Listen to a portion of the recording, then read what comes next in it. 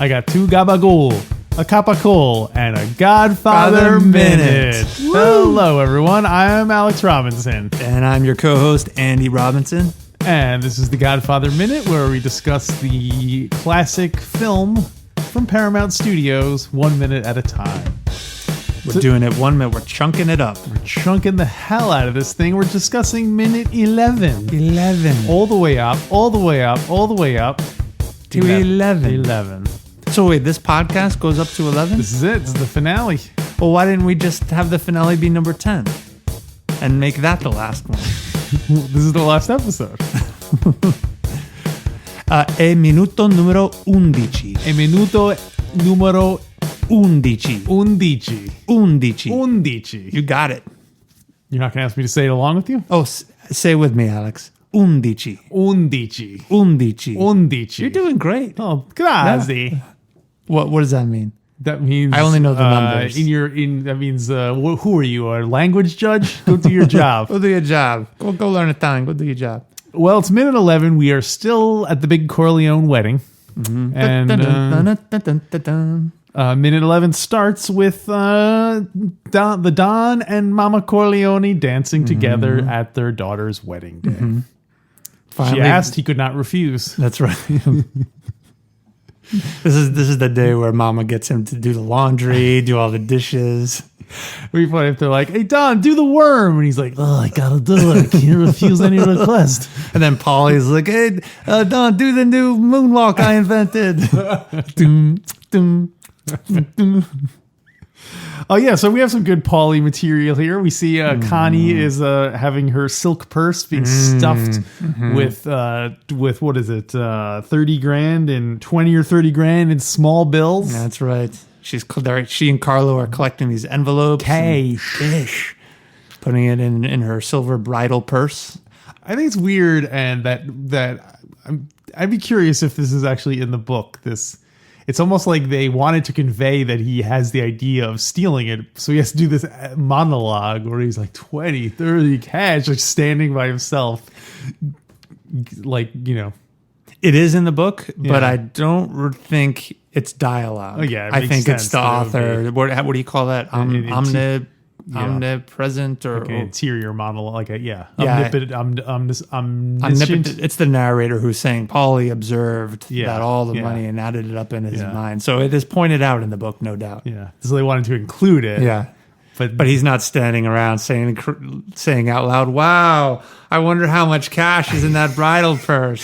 I sure could use that cash." He should have been saying it to like the photographer's assistant or something. The kid's kid's like, "Are you talking to me?" Kid's in on it. Kid's like, I could buy a lot of more plaid pants. I can move out so my mom won't keep dressing me in these plaid pants. Yeah, so it's 20 to 30 grand in small bills, cash. Now, what are small bills? Are they like fives and ones? It can't be. It can't be that small. No. It must be like 20s? 20s as opposed to like thousands or hundreds. Hundreds. And also keep in mind that this is 1945. That's true. So hundreds might have been a lot rarer back then. Yeah. Because, as we learned a couple of weeks ago. Small bills were fives. Let's see, what could $100 buy you? Like I know gas was 15 cents. Yeah, so the car was like $1,000 or $1,500. A lot of gas in that tank. Yeah. A lot of petrol in that gas tank. And then he also ends his little monologue. He says, "Oh, Maron. Oh, if this was someone else's wedding, sweet tomato." But he says it when he says it, in Italian, it sounds more. I'm going to use that from now on. Sweet tomato. I'm going to use that whenever I have some.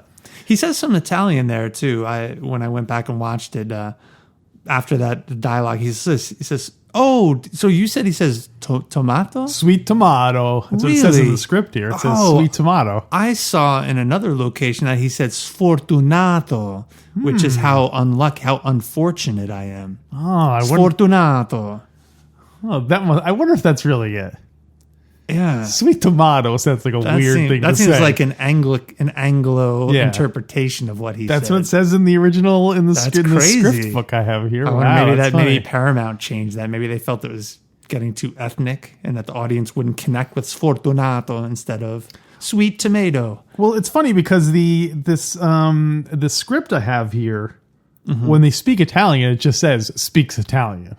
It doesn't say. Oh, it doesn't put the lines in. Yeah, like when Clemenza said in last week's minute where he says, dance floor. And Clemenza's like, hey, what are you, a dance judge or something? Yeah. Says something in Italian. Go do your job. And it just says speaks Italian. It doesn't have. Interesting. I think the one I have has the Italian because Clemenza in that previous minute says fatti i casi tui, which is mind your own damn business. Oh. So I think he probably does say sfortunato, how unlucky I am, which is another suggestion that Paulie is unhappy with his current place in the family. That's wait. So I should have brought this up yesterday. Do you think Clemenza was like embarrassed about his dancing, and that's why he didn't like when Paulie was like, "Oh, you're a good dancer"? And he's like, "Shut up!" Like, don't watch me dance. I don't think we talked about that angle, but it's possible. I got the impression he was just being a jerk because that's what he needs to do. Stupid jerk. Yeah. Oh, we also didn't mention that Clemenza is drinking from a pitcher of Right. sangria. Oh my gosh! I want to bump up our rating of the minute from 3 to 4 because he's drinking. He says more wine, and we should diminish our ranking of how we did down a job. To it we too. Didn't even mention it. We didn't even mention it. But that bumps up this minute's rating because we pointed out our error. Yeah. Drinking wine from a pitcher at a wedding, classic. Also, I guess it's sangria, right? Or do you think it's wine? Just he says more wine. No, I don't know. Yeah. What gives you the impression it's sangria? Well, because usually it's like people don't usually drink wine out of pitchers. They usually drink it out of a bottle or a carafe, I guess. But a pitcher seems, and I don't remember if you can see fruit floating in it. Hold on a second. I have a picture right here. Of the pitcher? Yeah, it's a picture of him holding the pitcher. Awesome. Weird. So I'm going to assume it's sangria, or just some kind of fruit thing. It seems more like a summer thing. Like you wouldn't have a pitcher of red wine on a hot August I don't know, day. but this is a traditional Italian wedding. I don't even know if it's oranges. It's oranges. Yeah, we'll cut up. Oh, Paulie put the oranges in there because he wants his boss gone. Yeah, you look terrific out there, Clemenza. Yeah, drink up these oranges. Sfortunato. Yeah, the script doesn't say whether or not, it just doesn't even have him drinking the. Oh, it says Paulie gets a pitcher of icy black wine. Wow, icy black wine. Awesome. That seems like a mob thing. It's like, not only is it cold, it's black. It's like, are you sure it's not coffee? Sweet tomato. And so I'm going to guess that whoever was doing the script was just kind of like, what did he say? It sounded like sweet tomato. All right, it was a work for hire. The person was just putting down what they thought they heard. So when I watch TV nowadays, I will very frequently watch it with subtitles on. Why? I think partially it's because of a number of things. I think partially because I think my hearing is going, and I think also partially the acting style nowadays is people tend to be very kind of like underplayed and mumbly when they think. And I think also because maybe of our sound system on our TV, like it's mixed for like surround sound, so it's harder to sometimes to hear the dialogue. But I've tried it. I feel like I end up just reading the whole time, and it takes away from the cinematic experience. But I hear you. I don't understand a lot of what's said. Well, there you go. Now you're welcome to the world of being old. Yeah. And I used to feel self-conscious when I would watch something with Kristen, my wife, and I'd be like, "Oh, do you mind if I put the subtitles on?" And now she's like, "Oh yeah, let's just put the subtitles." She now is just as much into the subtitles as I am. I find with accents too, it's very hard for me to follow. Even British accents. I'm like, what are they saying? Yeah, I'm related to these people. Well, I'm bloody related to these people. Sfortunato. That means how unfortunate I am. Oh, well, that's. I think Deadwood was the first time that I really started doing it because Deadwood everyone speaks very mumbly, and they're all speaking in a very kind of it's not naturalistic dialogue. They're all speaking in a very almost theatrical way, and they're using terms having to do with the Old West that are now no longer around. So when you read it, you're like, oh, okay, now at least it gives you a little bit more context. So anyway, Maron, sweet tomato. So Paulie's fantasizing about getting into Connie's purse. Hey now, well, I mean. You know what I mean? There's a lot of small bills, a lot of cash in that bridal purse. Mm-hmm. How unfortunate. And then as Paulie is fantasizing, what happens? Somebody comes and starts throwing sandwich meat at him. A friend of his. It's great. Do you know who that guy is? I do not know who that guy is. He's identified in the script as man. Okay. Just man. I'm guessing he's on Paulie's level. In the family business, he's another one of Clemenza's crew at Paulie's level. Yeah, comfortable enough to throw him sandwiches and courteous enough to having got him sandwiches. Now, so do you get the impression that Paulie was asking for why is he throwing the sandwiches to him? We need to talk about this whole thing. Okay, let's break it down. That doesn't make sense. Let's break it down. Let's break it down. Let's break it down. So this guy throws Paulie sandwiches. Mm-hmm. If someone throws me sandwiches and gives me choice, he throws me 2 sandwiches because he says he has the 2 flavors. He's got gabagool and prosciutto. Oh, I didn't interpret that way. I believe he threw him 2 sandwiches. So here's a weird thing. And he says, I got two gabagool, a gabagool and a prosciutto. Oh, I thought he was throwing him 4 sandwiches because he's like, I got 2 gabagool, a capacool, and a prosciutto. Oh, really? But you're right. That makes more sense. Yeah, I think our scripts are different. Well, in this script, it just says speaks Italian. Oh, the guy couldn't even bother to learn what the names of the things he was saying. That's terrible. Yeah, in mine. Oh, wow! And I'm just looking at it now. It says. This person was not credited as man, but as Button Man. Button Man. It says Button Man from afar tossing him sandwiches. Hey, Paulie, I got 2 gabagool. ... Gabagool and prosciutto. Got it. Okay. So that probably is accurate. Yeah. Mm-hmm. So I think he speaks Italian. That's what I said the same thing. So he throws him the 2 sandwiches. Yeah. Because he's a friend of Paulie's, he probably works with them, and maybe because Paulie's working or supposed to be working, he's giving him some food. So, but did Paulie ask for it? Well, that's what it doesn't make sense. Why does Paulie call him a stupid jerk? Because that's the next line. He says, "Hey, you stupid jerk." Yeah, some reason, saying "stupid jerk" sounds so contrived. It sounds so unnatural. Like, "Hey, you stupid jerk." Well, maybe back then it was more of a diss, a common diss. You think so? It does sound old school. But don't you remember as kids? I remember hearing that a lot more. What, you stupid jerk? Yeah. Well, yeah, as kids. But this to me sounds like if we were watching it on TBS and it was dubbed. Originally he called him something else and they just dubbed it into, "You stupid jerk." Oh, yeah, because it was even worse. Yeah. It's what happens when you meet a stranger in the Alps. That kind of... So it's weird that he calls him a stupid jerk. I don't know why he calls him a stupid jerk and why he uses those particular phrases. I'm wondering if there's other information. You think back in the 40s that was a fresh new phrase that like well, why is he even mad at this guy for throwing? Is it because the act of throwing it?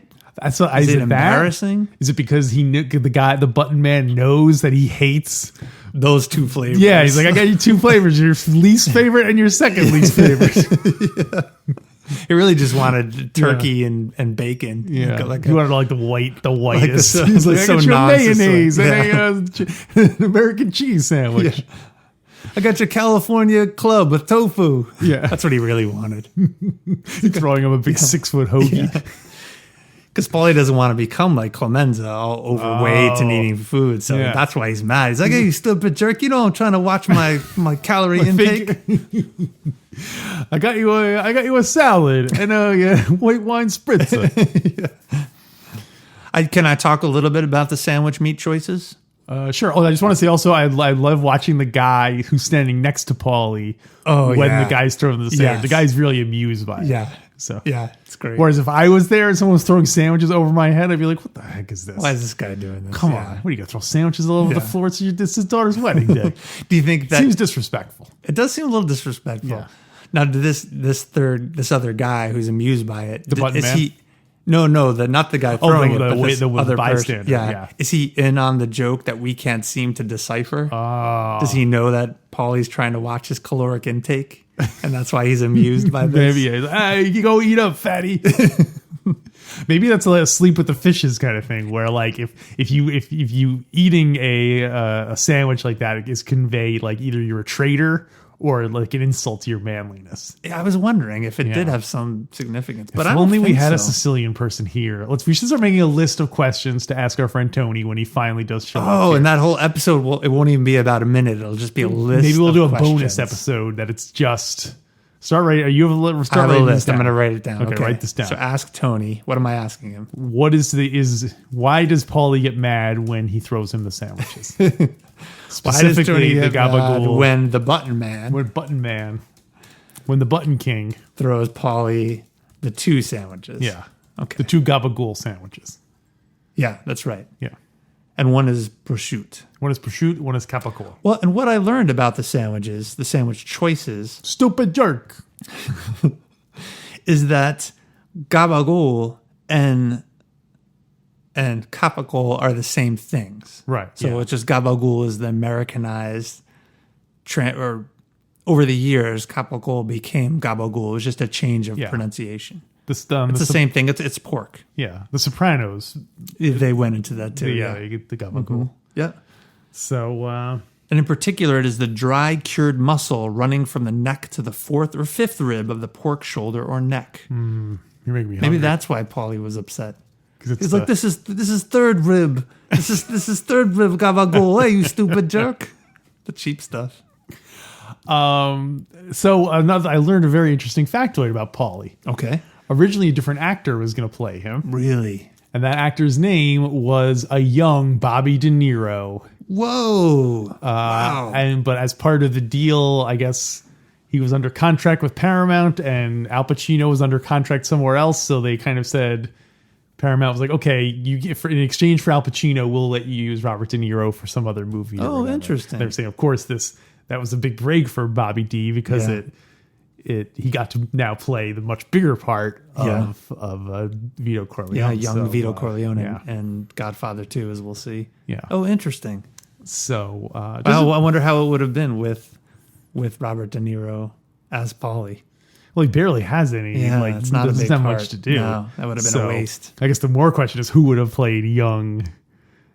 The actor who played Paulie would have played young Vito Corleone. Oh, sweet tomato! I know. Yeah, he still has the same dialogue. Sfortunato, hey, you stupid jerk. So when you watch old shows, like for instance Barney Miller, old TV Great shows, theme song. One of the best. Fantastic. I'd say one of the top 5 theme songs ever. Excellent. We'll have to revisit that. Top 5 instrumental theme songs. Okay. Would you quibble with instrumental or with the top 5? Well, when you say instrumental, it really narrows down. Well, yeah, that's what I mean. TV theme songs. Yeah. I would keep it in total top 5. Wow. I think I would. So it's just so rocking. Jaco Pastorius on bass. Mm-hmm. That's a great theme song. It almost got me to like the show, even as a little kid. Barney Miller? Yeah. I mean, we watched it a lot, but I was pretty young, and I don't think I got a lot of it. I think it's actually a very funny show. If it's a bit dated. Yeah. You might enjoy it. Okay, I'll give it a shot. Yeah. Well, anyway, so the question I was going to ask was that, like, in olden times on like shows like Barney Miller, they would use the same like supporting actors all over and over again. Like a guy who played a flasher in one episode would come back like 6 episodes later as a pickpocket or whatever. I remember that. Who cared? No one would remember. But nowadays, of course, everything is like. People binge watch stuff. Everything's available on video forever. Nowadays they generally don't seem to do that. Yeah. So would it have bothered you if Robert De Niro played Paulie and then they brought him back to play Vito Corleone? Definitely. You think he would have? Yeah, I think so. Even if they made him because the movies were filmed not too far apart, right, in time, and so it would have been clear, right? Yeah, it just would have confused things. would it surprise you if I told you that there are actors who play multiple roles in The Godfather? In Godfather 1 and 2? Yeah. It would surprise me because I don't know if I've seen. I don't know if it's true or not. I'm just asking you if it would surprise you. Yeah. Well, it's interesting you should bring that up because the actor who played Bonacera comes back in Godfather 2 to play Hyman Roth. No way. Yeah. Oh my gosh. I didn't ask why he got cast 2 different parts. So anyway, yes, Bobby De Niro, Paulie.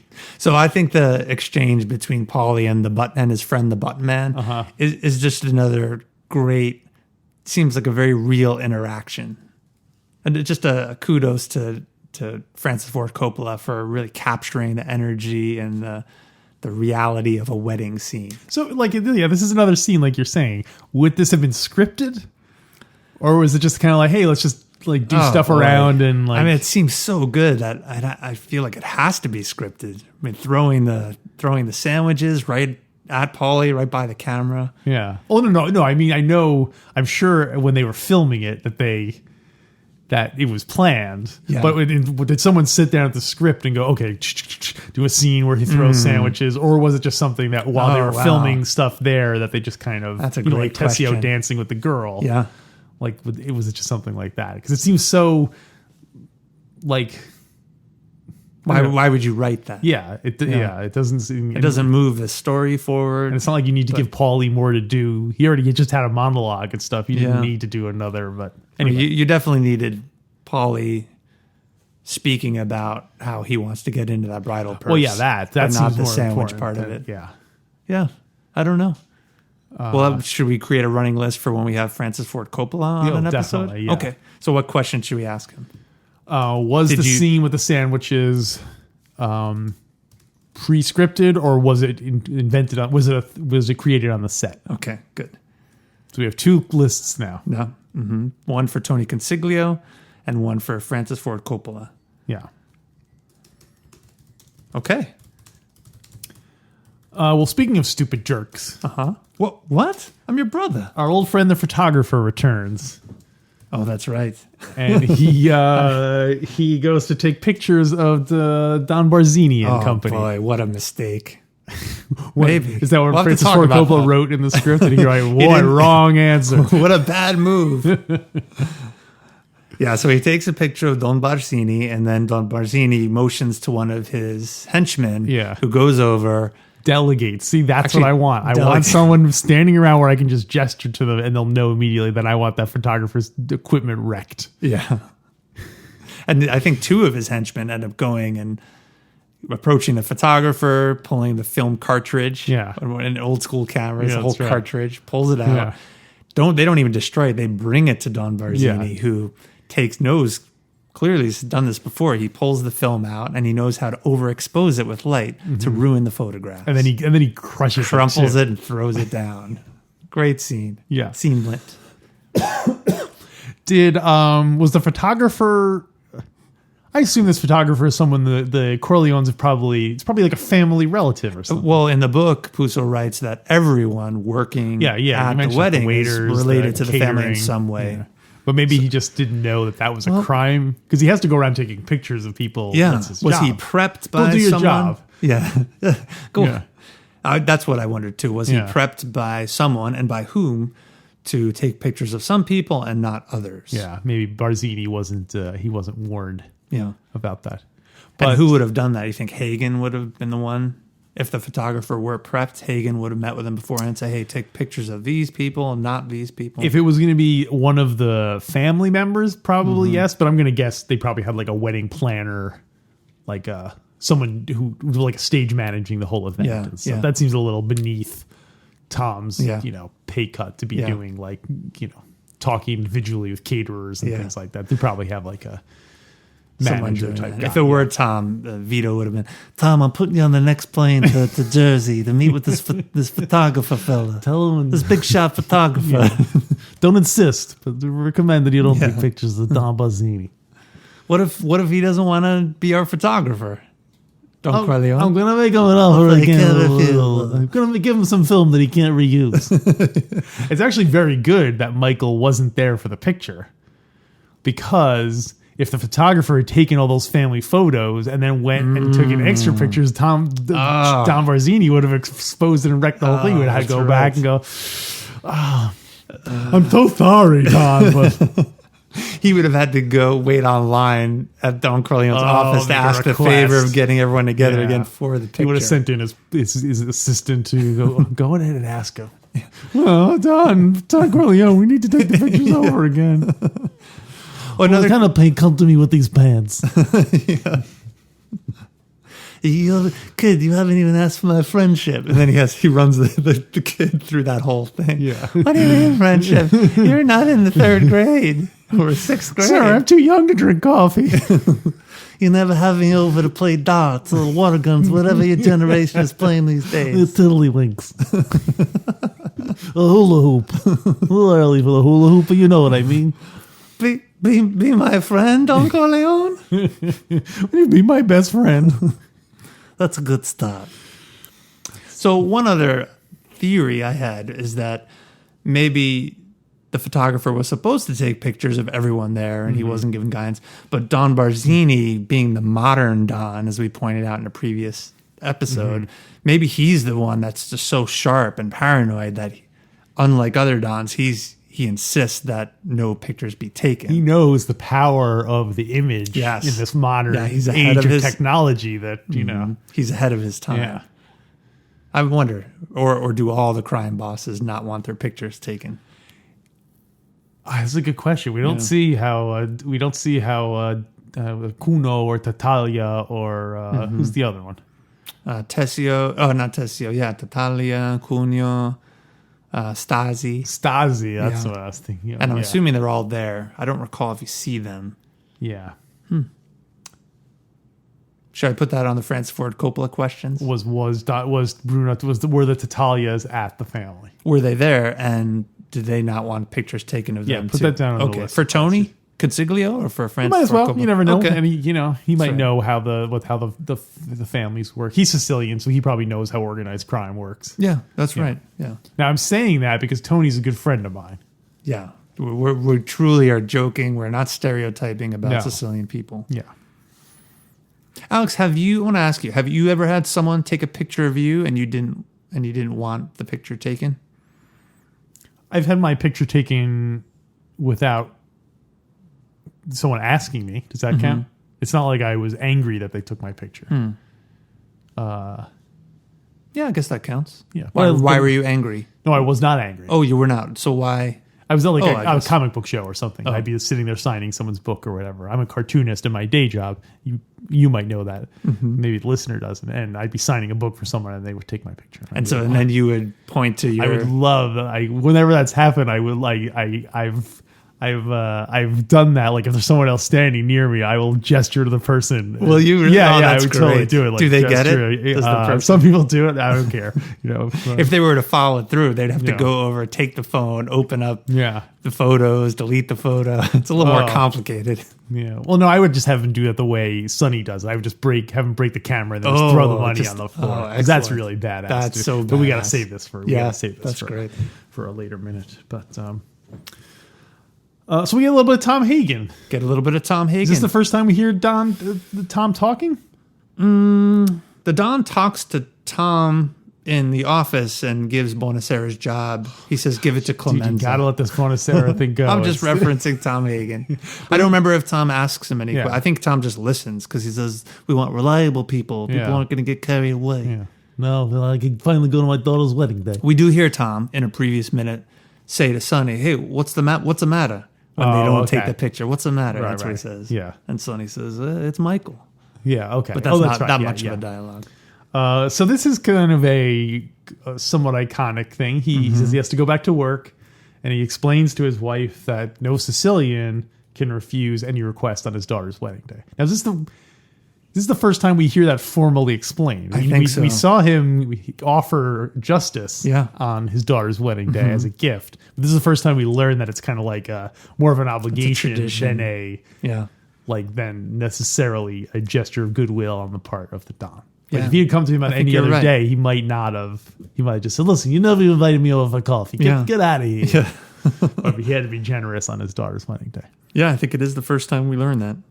I think it's great how we don't see Tom's wife's face. Mm-hmm. I think there are a lot of times in the movie where you see and hear dialogue being spoken, and there are other characters who are purposely turned away. Yeah. The one that comes up is Hyman Roth's wife or girlfriend in Godfather 2. There are plenty of scenes. I don't know if you ever see her face. No, you do. Oh, you do. But there are definitely a few scenes where you don't see her face, and she's there and even talking. Right, yeah. The focus is really on the other characters. Yeah, so interesting. I don't know if that was on purpose. Probably. Yeah.